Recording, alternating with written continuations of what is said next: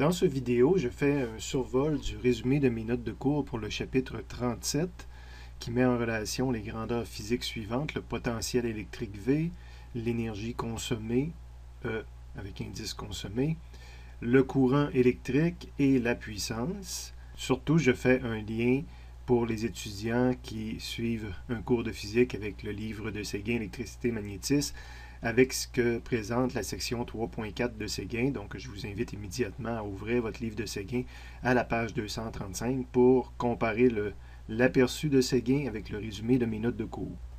Attention, petite remarque, vous allez voir dans ce chapitre-là que à plusieurs endroits où il y a des delta V, des différences de potentiel dans les formules, j'ai mis les valeurs absolues, quoique je les ai mis en rouge différent, ce qui veut dire que même s'il ne serait pas là, la formule est bonne quand même, mais c'est pour mettre l'emphase que il peut y avoir deux situations qui arrivent. Je vous fais la différence là avec ma table des matières.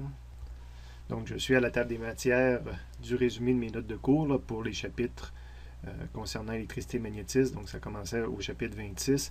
Première partie du cours, de 26 jusqu'à 31. On a fait juste 26 jusqu'à maintenant. Le potentiel électrique ou la différence de potentiel V ou delta V n'apparaissent pas. Dans les chapitres 32 à 34, on voit apparaître le V et le delta V également, on verra. Puis on va voir que dans ces chapitres-là, V et delta V, de façon rigoureuse, ces valeurs-là possèdent un signe. Ils peuvent être positives ou négatives, puis on doit en tenir compte.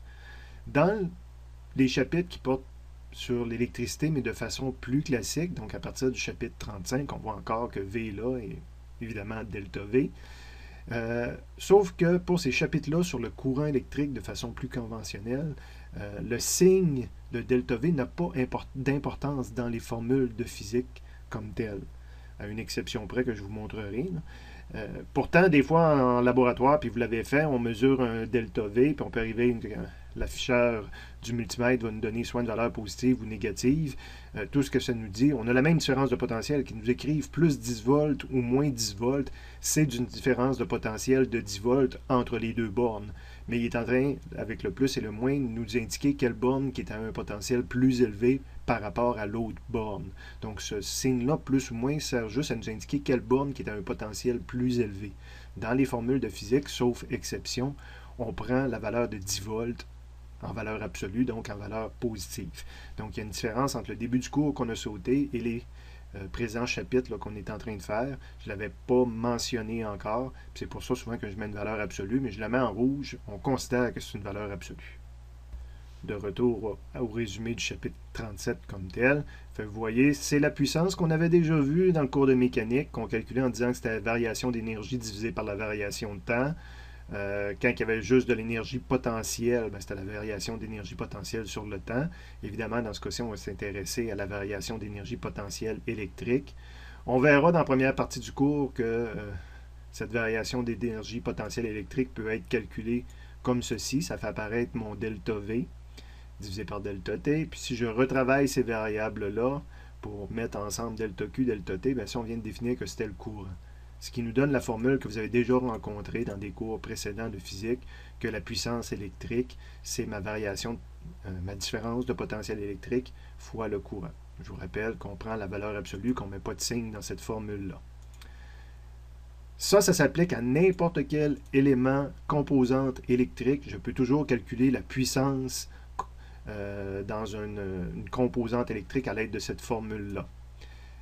Mais il y a des composantes particulières, entre autres une composante qu'on étudie beaucoup qui est la résistance électrique. Donc on pourrait démontrer en retravaillant ces formules-là, en utilisant la loi d'Ohm ou la définition de la résistance, on pourrait montrer que la puissance électrique dans une résistance électrique, dans un résisteur, ce serait égal à delta V au carré divisé par R. Cette formule-là s'applique vraiment juste aux résistances. Donc je peux ne pas écrire le petit r. Je l'ai mis en rouge différent pour montrer que c'est une formule qui s'applique pour les résistances électriques. Mais on ne met pas le petit r en indice ici, puis la formule est acceptable aussi.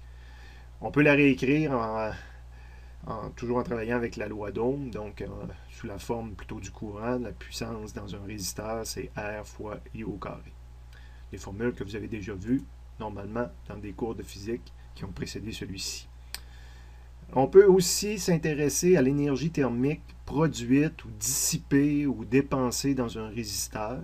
Donc l'énergie thermique, ça va être la puissance qu'on vient de calculer justement, fois le temps qu'on étudie, bien, ça va nous donner le nombre de joules. Évidemment, la puissance, c'est des joules par seconde, c'est des watts.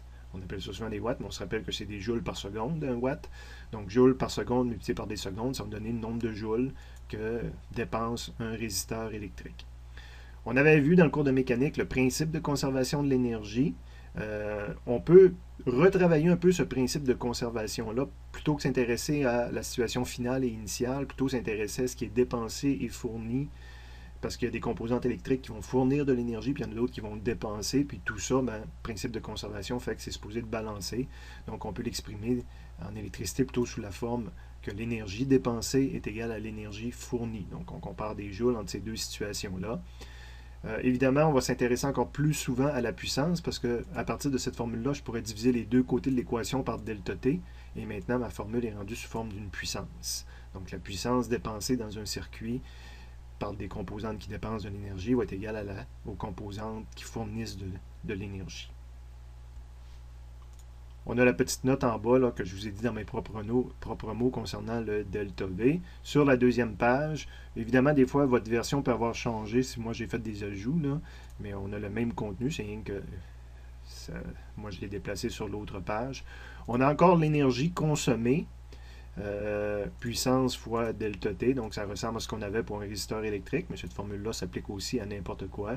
Donc, c'est de l'énergie, donc c'est des joules, des mégajoules souvent dans le domaine de l'électricité. Et aussi, facture Hydro-Québec nous produisent l'énergie en kilowattheure, mais c'est un équivalent de joules. Ici, c'est une puissance, c'est mes watts, mais Hydro-Québec préfère la mettre en kilowatts, fois du temps, donc fois des heures, ben, ça correspond à des joules. On a le facteur de conversion ici, qu'on peut aussi retrouver de toute façon dans les annexes. Encore plus intéressant, souvent on va s'intéresser en termes d'énergie consommée au dollar que cela nous coûte. Donc l'énergie consommée, pour moi les dollars c'est tout simplement une autre unité pour les joules. Je peux transformer mes joules en dollars à la place avec un facteur de conversion.